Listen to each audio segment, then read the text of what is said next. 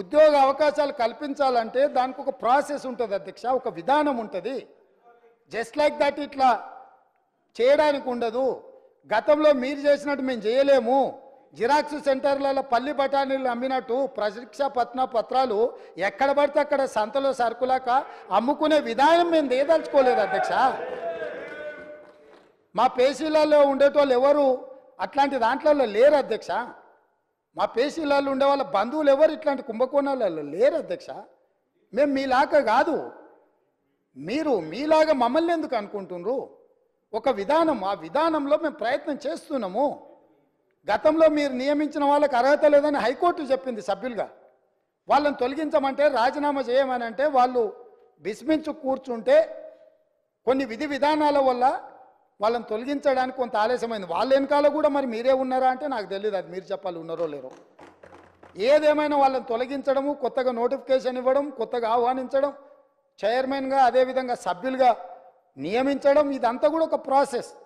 ఇదే కాకుండా గతంలో ఇచ్చిన నోటిఫికేషన్లకు కూడా ఎంతసేపు మీ ఉద్యోగాలను రెన్యువల్ చేసుకోవాలన్న ఆలోచనలో పడి ఆ తాపత్రయంలో మీరు వాళ్ళ ఉద్యోగ నియామకాలు చేపట్టకపోవడం వల్ల వైద్య ఆరోగ్య శాఖలో మీరు నియామకాలు చేపట్టకుండా వదిలేస్తే మేము వచ్చే ఆ సమస్యలు పరిష్కరించి పెద్దలు దామోదర్ రాజనరసింహ గారు మొట్టమొదట ఆ కార్యక్రమాన్ని చేపట్టి 6,956 స్టాఫ్ నర్సు ఉద్యోగాలు ఎల్బీ స్టేడియంలో నియామక పత్రాలు వాళ్ళకి అందజేసినాం అధ్యక్ష.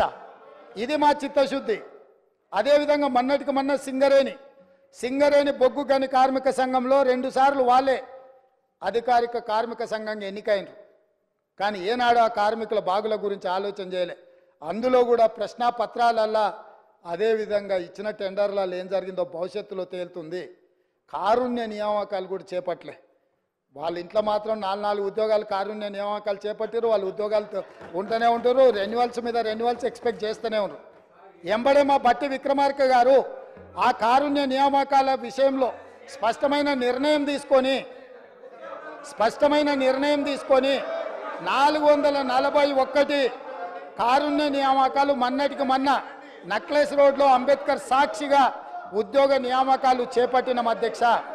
అదేవిధంగా పోలీస్ డిపార్ట్మెంట్లో నియామకాలు చేపట్టాల్సిన చర్యలు వాళ్ళు చేపట్టకపోవడం వల్ల 15,000 పోలీసు ఉద్యోగ నియామకాలు వాళ్ళు ఇట్లనే అరిసి గోల పెట్టినా వీళ్ళు ఇట్లనే అరుచుకుంటూ కూర్చున్నా తొందరలోనే పోలీస్ శాఖలో 15,000 పోలీసు ఉద్యోగ నియామకాలు చేపట్టి మా చిత్తశుద్ధిని నిరూపించుకున్న బాధ్యత మా మంత్రివర్గం తీసుకున్నది.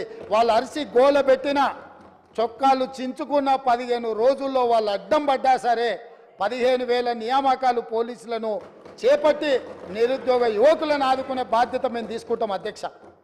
కాబట్టి ఇవాళ గ్రూప్ 1లో కూడా పరీక్షలు లోపభూయిష్టంగా నిర్వహించడం వల్ల high court single bench, high court divisional bench అన్ని కోర్టులు వీళ్ళు అవలంబించిన విధానాలను కోర్టు కొట్టేస్తే లక్షలాది మంది నిరుద్యోగ యువకులు పరీక్షలు రాసి మీ చేతగాని తనం వల్ల వాళ్ళ జీవితాలతో చెలగాటం ఆడుతుంటే కొత్త బోర్డును వేసి అదనంగా ఖాళీలను అన్నిటిని కూడా కలిపి ఈరోజు గ్రూప్ 1 పరీక్షలకు మా ప్రభుత్వం క్లియరెన్స్ ఇచ్చింది. తొందరలోనే నోటిఫికేషన్ ఇచ్చి వీళ్ళ వల్ల వయసు మీద పడ్డ వాళ్లకు 46 సంవత్సరాల వరకు ఉద్యోగ అప్లికేషన్ పెట్టుకోవడానికి అర్హత కల్పించి వయసుకు కూడా మినహాయింపునిచ్చి మా ప్రభుత్వం నిరుద్యోగ యువకుల్ని ఆదుకోవాలన్న ఆలోచనతోని మేము ముందుకు వచ్చినాం అధ్యక్ష. అదేవిధంగా అధ్యక్ష, మా సోదరుడు అక్బరుద్దీన్ ఓవైసీ గారు మైనారిటీకి సంబంధించిన విషయాలలో కూడా చాలా ఇష్యూస్ వారు లేవనెత్తడం జరిగింది. ప్రతి దగ్గర మైనారిటీలకు అవకాశం ఇవ్వండి అని కూడా వారు మా దృష్టికి తీసుకొచ్చిండ్రు అధ్యక్ష. నేను వారికి గుర్తు చేయదలుచుకున్నాను అధ్యక్ష, తమరి ద్వారా మేము 4 ప్రభుత్వ సలహాదారులు చేర్చుకుంటే అందులో మైనారిటీ మొహమ్మద్ అలీ షబ్బీర్ గారిని ప్రభుత్వ సలహాదారుడిగా ముఖ్యంగా ఎస్సీ, ఎస్టీ, ఓబీసీ మైనారిటీకి నిధులకు సంబంధించి మైనారిటీని మేము నియమించిన అధ్యక్ష. అంటే 25% మైనారిటీస్కి ఇచ్చిన అధ్యక్ష. అదేవిధంగా అధ్యక్ష, advocate general, additional advocate general వేస్తే అడిషనల్ అడ్వకేట్ జనరల్గా ఇమ్రాన్ ఖాన్ని ఇంతవరకు ఉమ్మడి రాష్ట్రంలో కానీ ప్రత్యేక తెలంగాణ రాష్ట్రంలో కానీ ఒక మైనారిటీని కూడా అడిషనల్ అడ్వకేట్ జనరల్గా వేయలేదు. మా ప్రభుత్వం వచ్చిన తర్వాత ఒక మైనారిటీని ఇమ్రాన్ ఖాన్ అని అడిషనల్ అడ్వకేట్ జనరల్గా ఒక మైనారిటీ నేషనం అధ్యక్ష.